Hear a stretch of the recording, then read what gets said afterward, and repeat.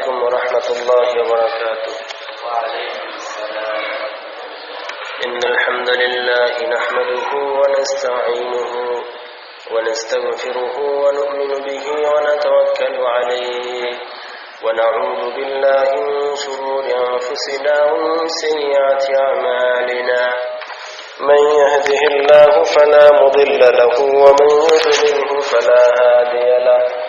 ونشهد أن لا إله إلا الله وحده لا شريك له. ونشهد أن سيدنا ونبينا محمدا عبده ورسوله لا نبي بعده. صلى الله تبارك وتعالى عليه وعلى آله وأصحابه أجمعين وسلم تسليما كثيرا كثيرا. أما بعد فقد قال الله تبارك وتعالى بعد أعوذ بالله من الشيطان الرجيم. بسم الله الرحمن الرحيم. ولقد كرمنا بني آدم وحملناهم في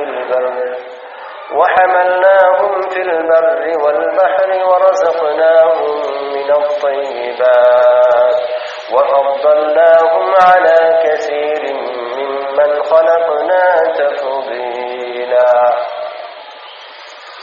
আল্লাহ তাআলার জন্য শুকরিয়া আদায় করি, যিনি এই পবিত্র জুমার দিনে আমাদেরকে মসজিদে আসার তৌফিক দান করেছেন। আলহামদুলিল্লাহ। বিগত জুমাগুলোতে ধারাবাহিকভাবে আলোচনা চলছিল যে মানুষের শান্তি, পার্থিব জীবনের শান্তি, পরকালের শান্তি সবগুলো একমাত্র আল্লাহ তাআলার বিধান মানার ভিতরেই রয়েছে। মানুষের নিরাপত্তা একমাত্র আল্লাহ তাআলার বিধানের ভিতরেই রয়েছে। আজকে আলোচনা করব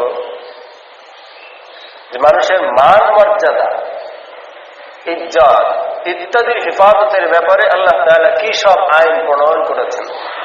মানুষের সম্মান বজায় থাকতে পারে, ইজ্জত ঠিক থাকতে পারে, মান মর্যাদার নিরাপত্তা ঠিক থাকতে পারে, এই ব্যাপারে ইসলাম কি বলে, তার মানে আল্লাহ কি আইন দিয়েছেন, রাসূল সাল্লাল্লাহু আলাইহি ওয়াসাল্লাম এই ব্যাপারে কি বলে গিয়েছেন।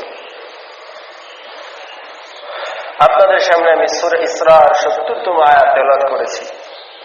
আল্লাহ তাআলা বলছেন, ওয়ালাকাদ কাররামনা বনি আদম, আর বনি আদম তথা মানুষকে আমি সম্মানিত করেছি। ওয়া হামালনাহুম ফিল বাররি ওয়াল বাহরি, স্থল ভাগে এবং জলে চলার জন্য বাহন তৈরি করে দিয়েছি। ওয়া রাযাকনাহুম মিনাত তাইয়্যিবাত, তাদেরকে পবিত্র পবিত্র সমস্ত রিজিক দান করেছি। ওয়া ফাদ্দালনাহুম আলা কাসীরিন মিম্মান খালাকনা তাফদীলা, আমি যে সমস্ত সৃষ্টি পৃথিবীতে সৃষ্টি করেছি তার অধিকাংশের উপরে মানুষকে আমি প্রাধান্য দিয়েছি। সূরা ইসরা ৭০তম আয়াত। আর আয়াতে বলছেন, লাকাদ খালাকনাল ইনসানা ফি আহসানি তাকওয়িম, নিশ্চয় মানুষ জাতিকে আমি সৃষ্টি করেছি সব থেকে উত্তম অবয়ব, উত্তম অবকাঠামো দিয়ে। এটা সূরা ৩-এর ৪ নম্বর আয়াত। আরো আয়াত রয়েছে। এই দুই আয়াতের ভিতরে মানুষের সম্মান আল্লাহ তাআলা বললেন। মানুষ কত বড় সম্মানিত, যে কাররামনা বনি আদম, বনি আদম তথা মানুষকে আমি সম্মানিত করেছি। কেমন সম্মানিত? ফাদ্দালনাহুম আলা কাসীরিন মিম্মান খালাকনা তাফদীলা, আমার অন্যান্য সৃষ্টির উপরে মানুষকে আমি মর্যাদাশীল করেছি। এই যে মানুষকে আল্লাহ তাআলা বড় বানাইলেন, সবচেয়ে উত্তম অবয়বে সৃষ্টি করলেন, সবচেয়ে সুন্দর। বলেন তো, ফেরেশতা সুন্দর বেশি না মানুষ সুন্দর বেশি? আমরা কিন্তু বুঝি না। আফ্রিকার কালো, নাক বোঁচা, ঠোঁট মোটা এই মানুষটাও অবয়বের দিক দিয়ে সমস্ত মাখলুকের ভিতরে সেরা। যে চাঁদকে দেখে আমরা তুলনা দিই চাঁদের মতো সুন্দর, পূর্ণিমার চাঁদের মতো চেহারা, ওই চাঁদও আমাদের চাইতে অসুন্দর। যত খারাপই হোক না কেন আল্লাহ তাআলা বলছেন আহসানি তাকওয়িম, সবচেয়ে সুন্দর অবয়ব দিয়ে মানুষকে সৃষ্টি করা। আমরা অনেক সময় পরীর প্রশংসা করে থাকি। পরী মানে জিন। এই জিনের আসল চেহারা খুবই বিদঘুটে, খুবই খারাপ, এতে কোনো সৌন্দর্য নাই। তবে সে জিসমুন নারিয়্যুন ইয়াতাশাক্কালু বিআশকালিন মুখতালিফা হাত্তাল কালব ওয়াল খিনজির, বিভিন্ন রূপ ধারণ করার ক্ষমতা তাকে আল্লাহ দিয়ে দিয়েছে। সবচেয়ে সুন্দরী একটা নারীর সূরত ধরে মানুষের সামনে আসে, আমরা মনে করি পরী। তো চিন্তা করি পরী মানুষ না, এলো পরী। আসলে পরী নিজস্ব কোনো সৌন্দর্য কিছুই নাই। তাই যদি থাকতো তাহলে এই মানুষের পিছনে সে পাগলের মতো ছোটে কেন? দেখবেন মানুষের জন্য জিন পাগল, বিবাহ করতে চায় এবং তার সাথে ভালোবাসার সৃষ্টি করার চেষ্টা করে। তো সুন্দর কারা? মানুষ। ফেরেশতা কুল মানুষের খাদেম, মানুষ হলো মাখদুম। পৃথিবীর সমস্ত কিছুকে আল্লাহ তাআলা মানুষের জন্য বানিয়েছেন। এই ফেরেশতা কুল আমাদের খাদেম। মাখদুম বড় না খাদেম বড়? মাখদুম বড়, মাখদুম দামি। আল্লাহ তাআলার কাছে আল্লাহ বলছেন কাররামনা বানি আদম, মানুষকে আমি শ্রেষ্ঠত্ব দান করেছি, সম্মান দান করেছি, সম্মানিত করেছি। তবে এই মানুষ কখন সম্মানিত? একটু সামনে যাই, সূরা ৩-এর একটা আয়াত পড়ছি যে লাকাদ খালাকনাল ইনসানা ফি আহসানি তাকওয়িম, মানুষকে সবচেয়ে সুন্দর গঠন দিয়ে তৈরি করেছি, সুন্দর চরিত্র দিয়ে, সুন্দর মানসিকতা দিয়ে, সুন্দর বিবেক দিয়ে, সুন্দর সভ্যতা সংস্কৃতি দিয়ে, আচার আচরণ দিয়ে। তবে এরপরে কি? সুম্মা রাদাদনাহু আসফালা সাফিলিন, এই মানুষগুলোকে আমি সবচেয়ে নিকৃষ্টতম বানিয়ে ফেলি। সবচেয়ে সেরা মানুষটা যখন মানুষের গুণ থেকে বের হয়ে যায়, যে গুণগুলো অর্জন করার কারণে সমস্ত মাখলুকের উপরে উঠবে, ওই গুণগুলো যদি তার ভিতরে না থাকে, এইগুলো যদি সে নষ্ট করে দেয়, সুম্মা রাদাদনাহু আসফালা সাফিলিন, নিকৃষ্টতমদের চাইতেও আরো নিকৃষ্টতম স্তরে মানুষকে নিয়ে দেয়। নাউযুবিল্লাহ। তবে সেই গুণগুলো কি? ইল্লাল্লাযীনা আমানু ওয়া আমিলুস সালিহাত ফালাহুম আজরুন গায়রু মামনুন। এই মানুষ হলো সেই মানুষ, শ্রেষ্ঠ মানুষ হলো একমাত্র তারা, সমস্ত মাখলুকের ভিতরে সবচেয়ে সম্মানিত মানুষ হলো তারা। ইল্লাল্লাযীনা আমানু, যারা হলো খাঁটি মুমিন, যাদের ইসলামের ভিতরে কোনো শিরিক নাই, বেদাত নাই, বানানো কোনো জিনিস নাই, আল্লাহর তাওহীদের উপরে যারা একদম অবিচল ও অটল থাকে, কুফরের সাথে যার কোনো মহব্বত নেই, সম্পর্ক নেই, তাগুতকে বর্জন করে শুধুমাত্র আল্লাহর তাওহীদকে গ্রেফতার করেছে, আঁকড়ে ধরেছে। ওয়া আমিলুস সালিহাত, নেক কাজগুলো সব তারা করে, একটা দুটো নেক কাজ না। ওয়া আমিলুস সালিহাত, আরবি গ্রামার যারা বুঝেন এখানে বুঝবেন, আল্লাহ সংক্ষেপে কথা কইলেন।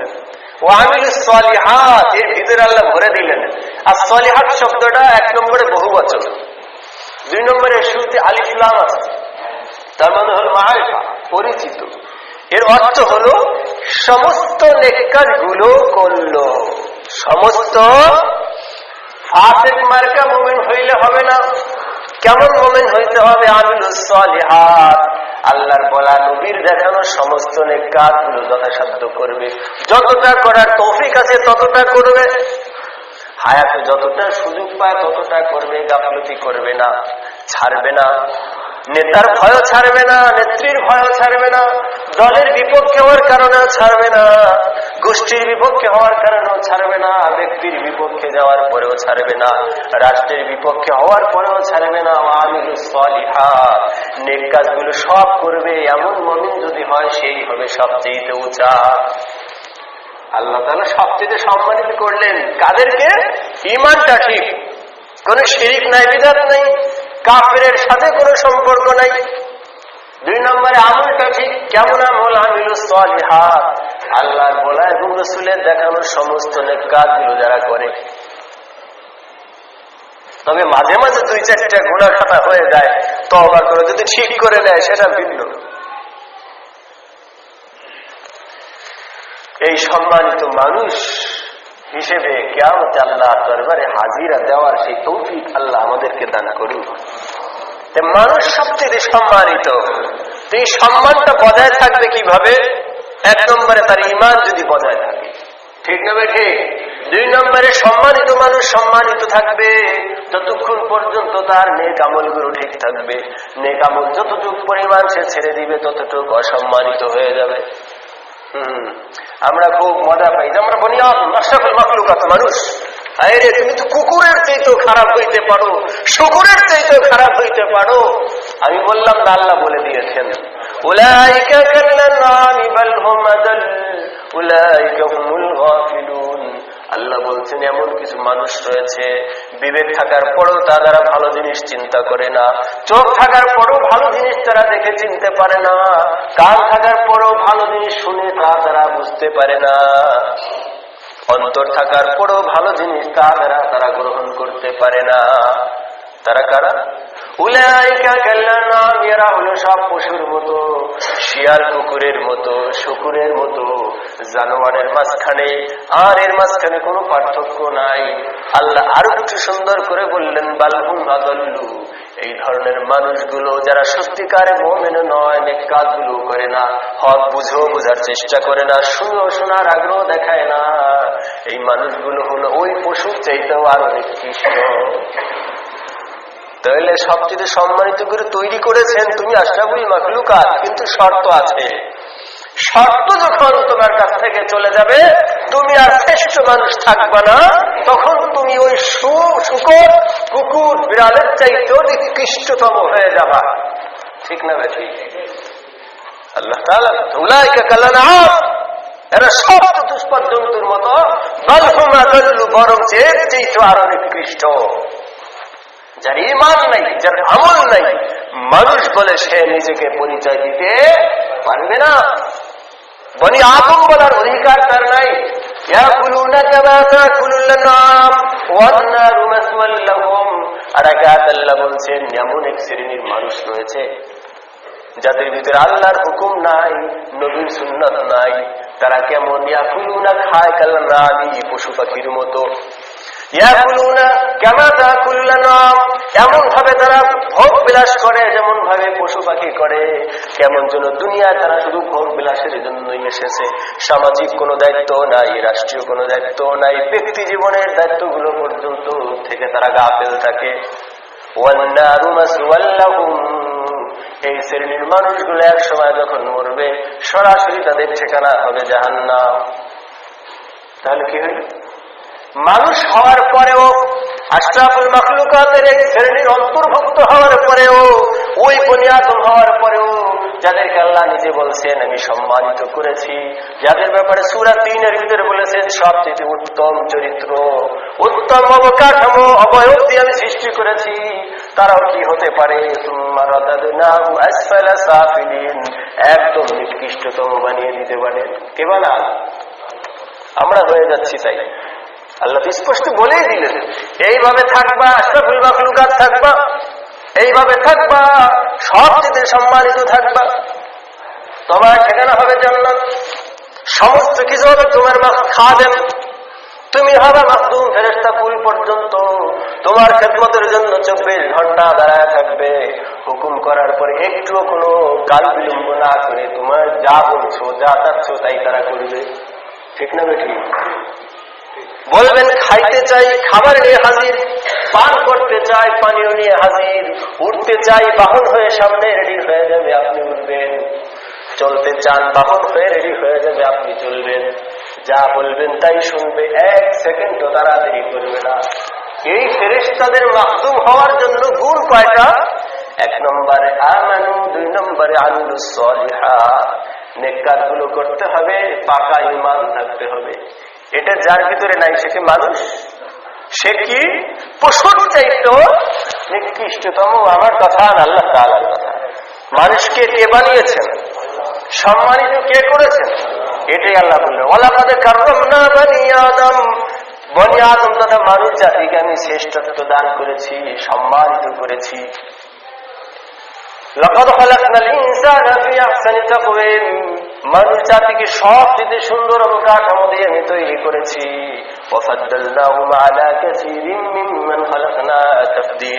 পৃথিবীতে আমার যত ধরনের সৃষ্টি রয়েছে সৃষ্টিকুলের উপরে তাদেরকে আমি প্রাধান্য দিয়েছি, শ্রেষ্ঠত্ব দান করেছি। আমরা আখির নবীর উম্মত, শ্রেষ্ঠ উম্মত, ঠিক আছে, শ্রেষ্ঠ উম্মত, শ্রেষ্ঠ নবীর উম্মত, শ্রেষ্ঠ ধর্ম, শ্রেষ্ঠ গ্রন্থ, শ্রেষ্ঠ জামানা সবকিছুই আমরা পেয়েছি, কিন্তু সেটা যদি আমরা যথাযথ ব্যবহার না করি আমরাই সবচেয়ে নিকৃষ্ট, ঠিক না বেশি?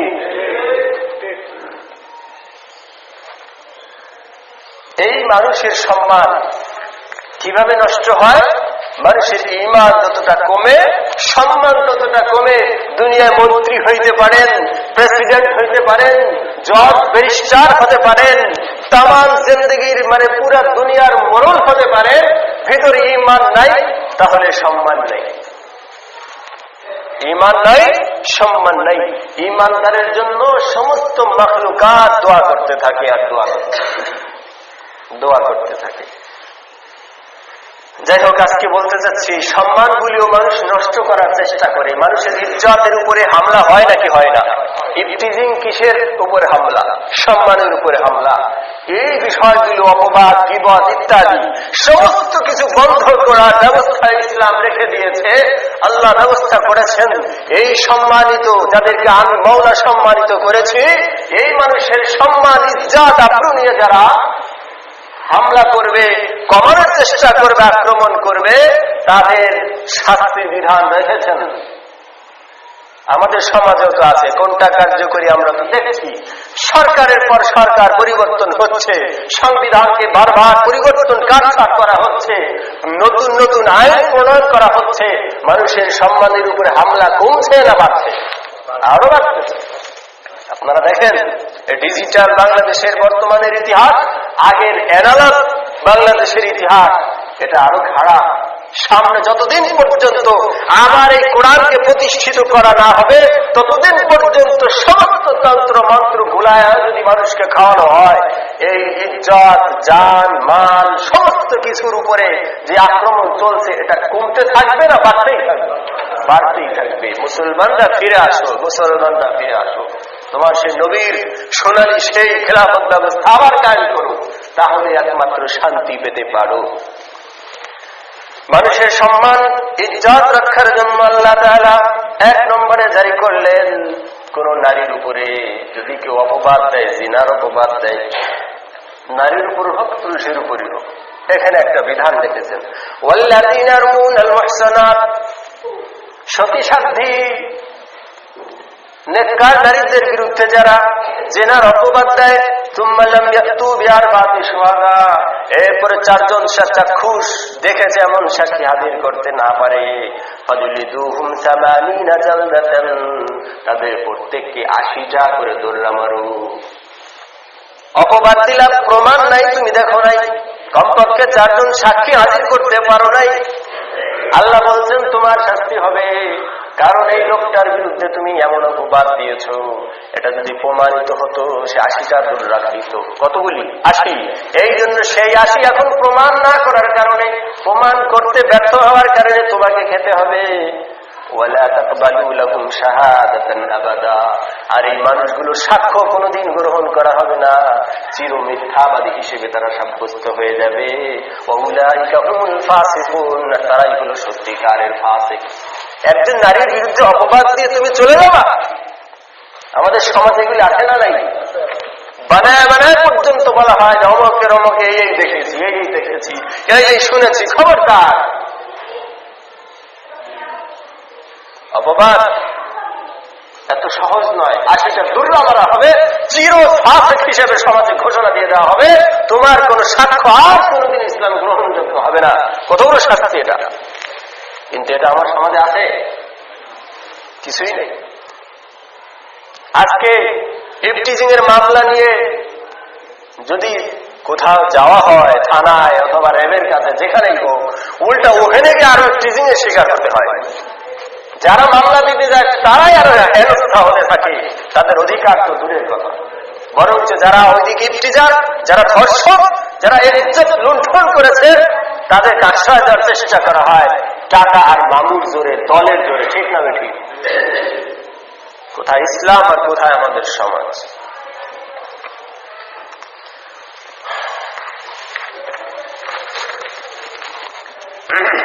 এখানে আরেকটা আয়াত আসছে সূরা নূরের 23তম আয়াত, ইন্নাল্লাযীনা ইয়ারমুনাল মুহসানাতিল গাফিলাতিল মুমিনাত লুইনু ফিদ দুনিয়া ওয়াল আখিরাতি ওয়া লাহুম আযাবুন আযীম।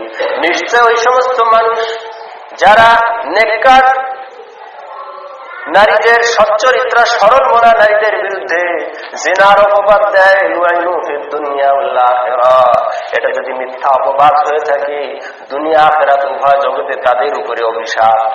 দুনিয়া অভিশপ্ত তারা, আখিরাতেও তারা অভিশপ্ত। ওয়ালাহুম আযাবুন আযীম, আর তাদের জন্য রয়েছে কঠোর শাস্তি, মারাত্মক ধরনের শাস্তি রয়েছে। স্পষ্ট বলে দেওয়া হলো। তাহলে অপবাদ যেন দিতে না পারে এই জন্য আল্লাহ তাআলা এই মুখগুলি বন্ধ করে দিলেন। এর আগে বলেছিলাম, প্রথমে বন্ধ করেছেন নারীরা এমন ভাবে যেন চলাফেরা করতে না পারে যে তার উপরে হামলা হওয়া, বাজে মন্তব্য আসার কোন সুযোগ থাকে।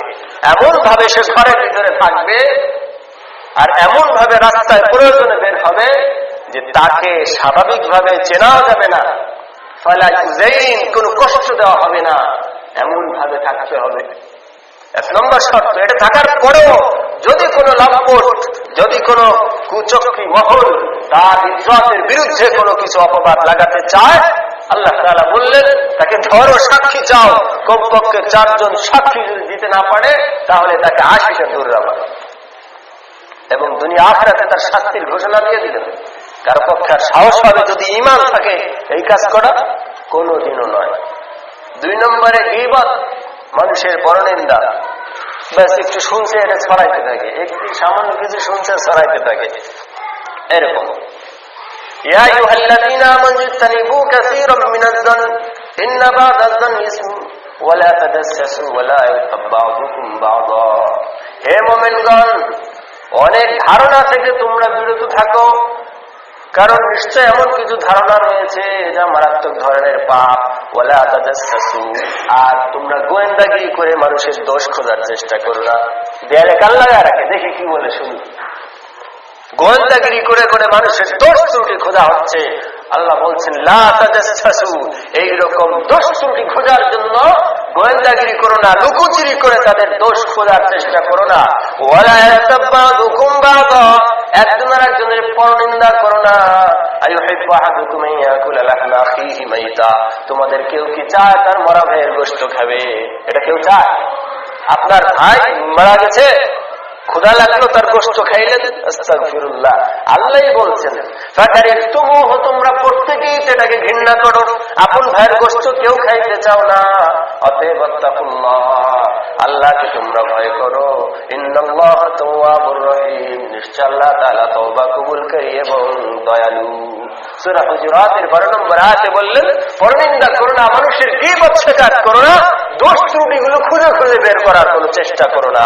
সামনে যদি পড়ে যায় যথাসাধ্য ঢাকার চেষ্টা করবা। মান সাতারা মুসলিমান সাতারাহুল্লাহু তাআলা ইয়াওমাল কিয়ামah, একজন মুসলমানের দোষ ত্রুটি যদি গোপন রাখি, কিয়ামতে আল্লাহ তাআলা তার দোষ ত্রুটি কি করবেন? গোপন রাখবেন। তবে আমরা যে মাঝে মাঝে পিশাবদের গীবত করি, সরকারের গীবত করি, সামনে তো হাসিনা নাই, খালেদাও নাই, এরশাদও নাই, কোন রাষ্ট্রের প্রেসিডেন্ট, প্রধানমন্ত্রী বা অন্যান্য মন্ত্রী, এমপি বর্গ কেউ নাই, কিন্তু তাগুতি সরকারের বিরুদ্ধে যে আমরা সরাসরি বলি, এটাও তো গীবত নাকি? এই সমস্ত গীবত বলা ফরজ। যে গীবতের কারণে রাষ্ট্রের ক্ষতি হয়, মুসলিম সমাজের ক্ষতি হয়, মানুষের ঈমান আকীদার ক্ষতি হয়, এই ধরনের গীবত ছড়ায় দেওয়া ফরজ। ভণ্ড পীরদের বিরুদ্ধে, ভণ্ড উলামায়ে কেরামের বিরুদ্ধে, ভণ্ড আকীদা পোষণ করে এমন নেতার বিরুদ্ধে, ইসলাম বিরোধী আকীদায় বিশ্বাস করে ইসলামের বিরুদ্ধাচারণ করে সমাজ পরিচালনা করতে চায়, এই সমস্ত তাগুতদের বিরুদ্ধে প্রকাশ্যে বলা ফরজ।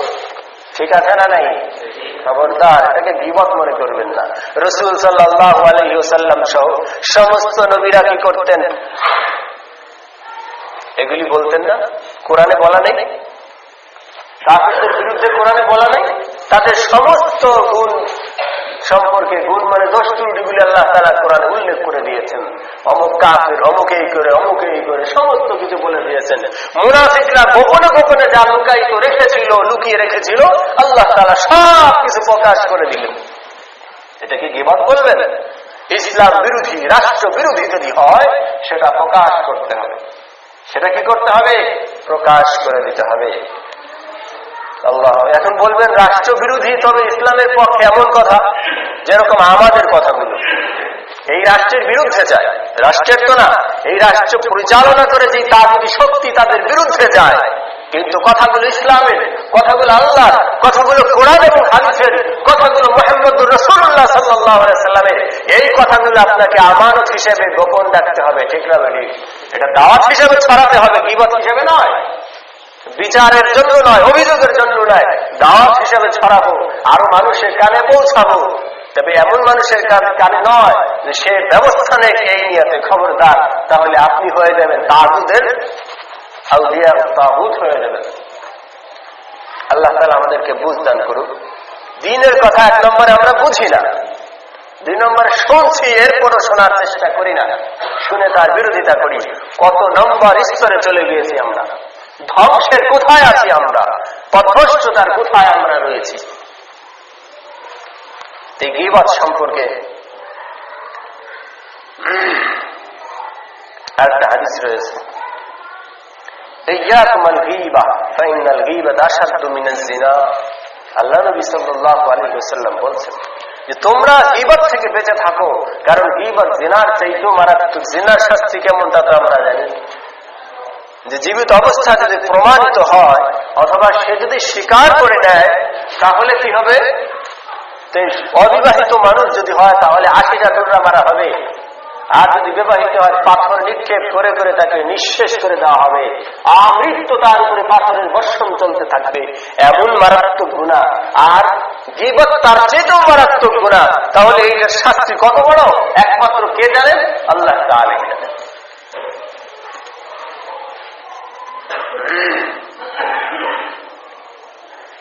এখানে আরো কঠিন করে আল্লাহ নবী বলছেন, ইন্না রাজুলা ক্বাদ ইয়াজনি ওয়া ইয়াতুব। মানুষ অনেক সময় শয়তানের ধোঁকায় জিনা করে ফেলে, পাপ কাজ করে ফেলে, ফায়াতুবুল্লাহ আলাইহি। আল্লাহ তাআলা তার উপরে কি করেন? তওবা করে নেন, খালেস দিলে তওবা করে যদি সব পরিত্যাগ করে, খণ্ডন করে ওইভাবে। ওয়া ইন্না সাহিবাল গীবা লা ইয়াগফিরু লাহু হাত্তা ইয়াগফিরা লাহু সাহিবুহু। আর গীবত ওয়ালাকে আল্লাহ ততক্ষণ পর্যন্ত মাফ করেন না যতক্ষণ পর্যন্ত ওই যার গীবত করেছে সে তাকে মাফ না করে। নাউযুবিল্লাহ। কত মারাত্মক হয়ে গেল! গীবত মানুষের ইজ্জত নষ্ট করে, ঠিক না বেঠিক? ভালো মানুষের বিরুদ্ধে টুস করে লাগায় দিলাম, এটা অনেক ক্ষতি করে। এরপরে মানুষ সম্পর্কে বাজে মন্তব্য করা, খারাপ নামে ডাকা, যেমন আমাদেরকে বলা হয় মৌলবাদী, বলা হয় না, জঙ্গিবাদী, রাজাকার, আলবদর, আসাম ইত্যাদি বলা হয়। আচ্ছা, আমরা কি আলবদর, আসাম দেখেছি? রাজাকার দেখেছি? আল্লাহ তাআলা হেফাজত করুক। তখন কি পরিস্থিতি ছিল, কি হয়েছিল, সেটা তারা যারা ছিলেন তারাই সুন্দর করে বলতে পারছেন না। মুক্তিযুদ্ধের ইতিহাস নিয়ে আওয়ামী লীগের আর বিএনপির দ্বন্দ্ব আছে না নাই? এটা ঘোষণা কে দিয়েছিলেন তাই নিয়ে তো সংসদে মারামারি, কাদা ছোড়াছুড়ি, সিগারেটের প্যাকেট থেকে জুতা নিক্ষেপ হয় নাকি হয় না? বইয়ের ভিতরে এক এক দল এক এক ভাবে লিখছেন এই স্বাধীনতার ইতিহাস। সেখানে উলামায়ে কেরাম কোন পজিশনে ছিলেন, কি করেছিলেন, সেই ইতিহাস একজনে বলল, আর ওইভাবে আমরা বিশ্বাস করতে পারি না। কি ছিল না ছিল আমাদের সামনে স্বাধীনতার আসল ইতিহাসটাই অস্পষ্ট, এবং সেখানে অনেক ধরনের ইখতিলাফ, মতবিরোধ রয়েছে। সেক্ষেত্রে উলামায়ে কেরামের বিরুদ্ধে কি হয়েছে না হয়েছে মানুষ একচেটিয়া এই ইলেকট্রিক এবং প্রিন্টিং মিডিয়ার মাধ্যমে বলছেন, আমরা বিশ্বাস করছি। খবরদার, আল্লাহ তাআলাকে ভয় করুন। আমি বলবো, বর্তমানে মসজিদ, মাদ্রাসা এবং ধর্মে যারা রয়েছে তারা সমাজে সম্মানিত না অসম্মানিত? সমাজের ক্ষতি করে না উপকার করে? দেশের পক্ষে বলে না বিপক্ষে বলে? জনগণের পক্ষে বলে না বিপক্ষে বলে? ঠিক তৎকালেও যারা ছিল, আমার বিশ্বাস, আমি জানি না, যে তারা নিশ্চয় দেশের পক্ষে ছিলেন, জনগণের পক্ষে ছিলেন। সবচেয়ে বড় কথা, ব্যক্তির চেয়ে দল বড়, দলের চেয়ে দেশ বড়, দেশের চেয়ে ইসলাম বড়, ঠিক না বেশি? এটাই হয়তো তাদের সামনে ছিল, ভিন্ন কিছু বলতে চাই না। তবে ওলামায়ে কেরাম মুক্তিযুদ্ধ করেছেন, এই ইতিহাস কিন্তু চেপে রাখা হয়। ভারতবর্ষ ইংরেজ থেকে স্বাধীন হয়েছে ওলামায়ে কেরামের নেতৃত্বে। এই ইংরেজদের স্টিম রুলার নির্যাতন চলেছে আলেমদের উপরে, ঠিক না বেঠিক? লক্ষ লক্ষ ওলামায়ে কেরামকে তারা পুড়িয়ে পুড়িয়ে হত্যা করেছে, গাছে ঝুলিয়ে ঝুলিয়ে হত্যা করেছে। কোন হিন্দু নেতাকে তো এইভাবে তারা হত্যা করেনি। অতএব এই আমাদের আগ্রাসন যে তারা করেছিল, ভারতবর্ষটাই স্বাধীন হলো যে আলেমদের বদৌলতে, নিশ্চয় এই স্বাধীনতা তাদের অবদান ছিল। আলেম মুক্তিযোদ্ধার খোঁজে, এই বইটার কথা আগেও বলেছিলাম, আপনারা সংগ্রহ করবেন। কোন কোন এলাকায় ওলামায়ে কেরাম যুদ্ধ করেছেন সেখানে তা আছে।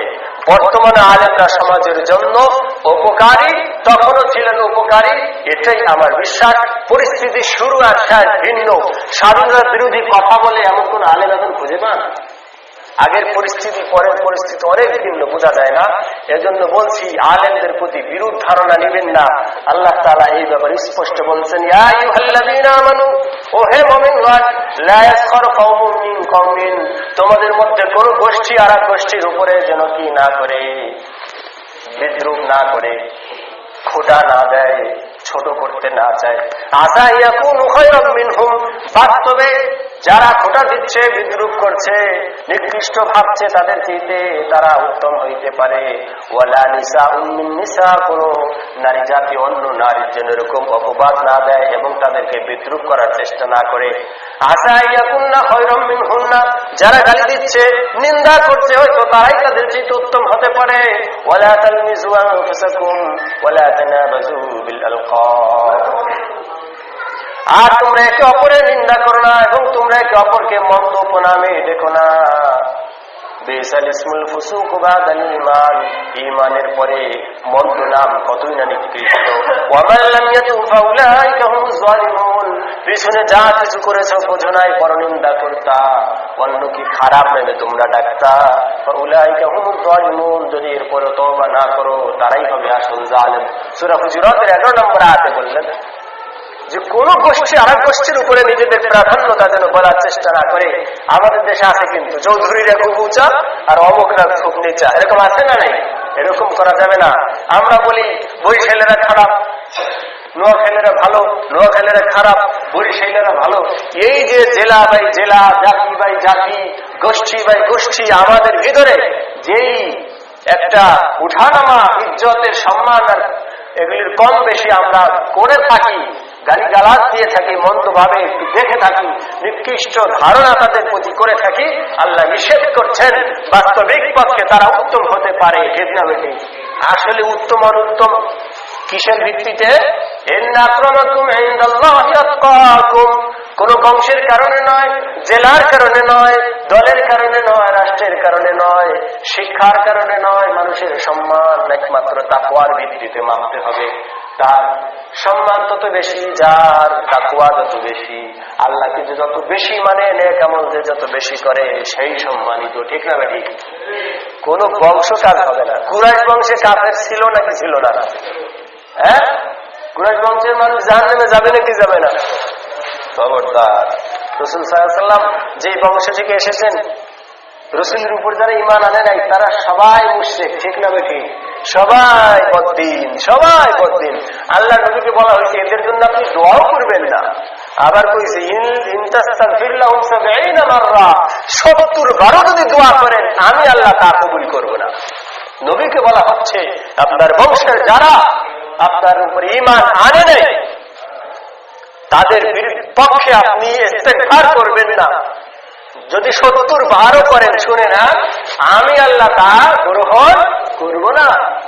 কোন বংশের দাম আছে? খবরদার। দাম কিসের?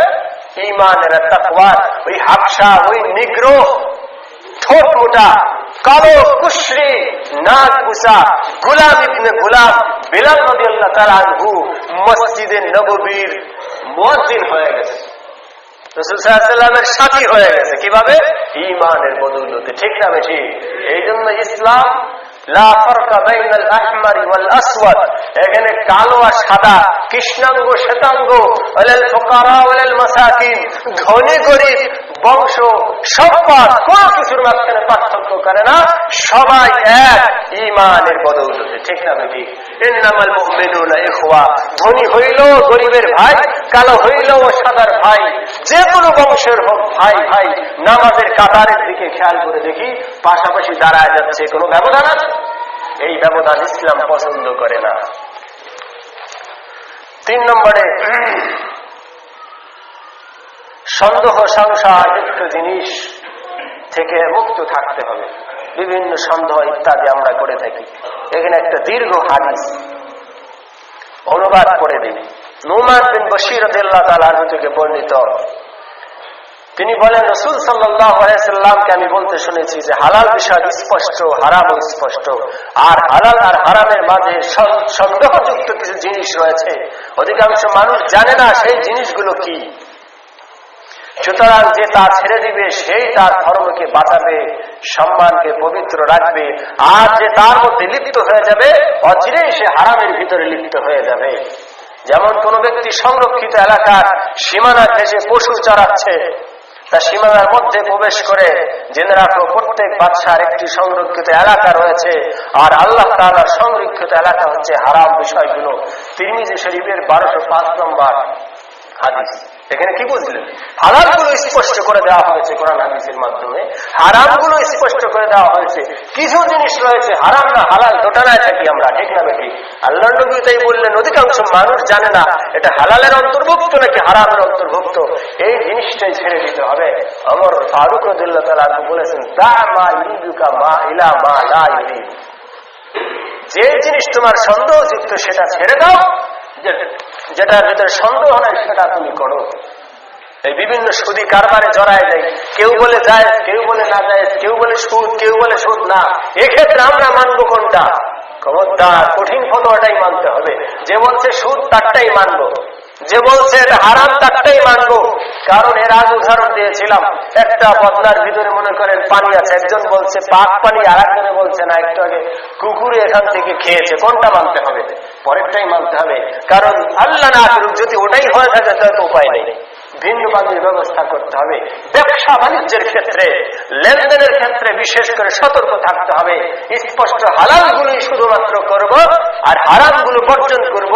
হালাল হারাম নিয়ে যেটা দোটানা ফতোয়া রয়েছে, 2 ধরনের সন্দেহ আমাদের ভিতরে জাগে, সেটা থেকে দূরে থাকব।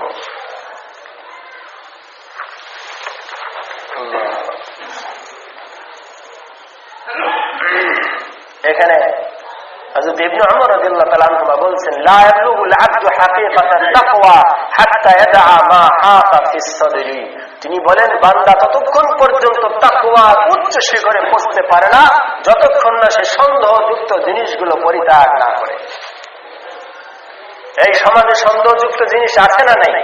এরকম একটা বলি, সমাজে অনেক জিনিস রয়েছে, একজন উলামায়ে কেরাম বলেন এগুলো বেদাত, এগুলোর ভিতরে শিরক রয়েছে, এগুলো হারাম, ইসলামে এই জিনিসগুলো নাই। অন্যরা বলে এটা আছে, এটা করা যাবে, নবীর মহাব্বতে করছি, এই জন্য করছি, এই জন্য করছি। আমি এখানে একটা মূলনীতি বলেই বয়ান শেষ করব। সেক্ষেত্রে হলো যে এগুলো, যেটার ব্যাপারে 2 ধরনের ফতোয়া, কেউ বলছে মুস্তাহাব, কেউ বলছে বেদাত। তাহলে কোনটা গ্রহণ করবে একটু তাকায় দেখি।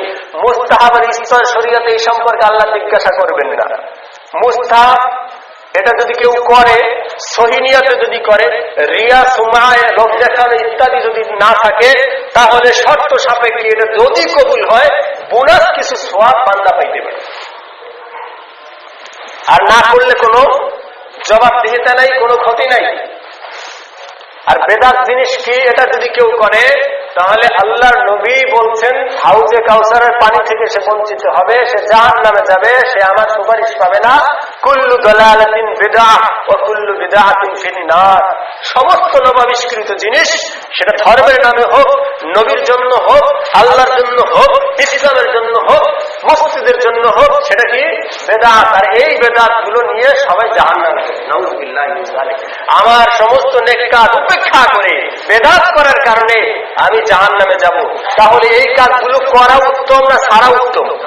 আল্লাহ না করুক নবীর মহব্বতে, আল্লাহর ভক্তিতে, এই পীরের মহব্বতে এই কাজগুলো চালায় গেলাম, যেটাকে এক শ্রেণীর মানুষ বেদাত বলে আর এক শ্রেণীর মানুষ মুস্তাহাব বলে।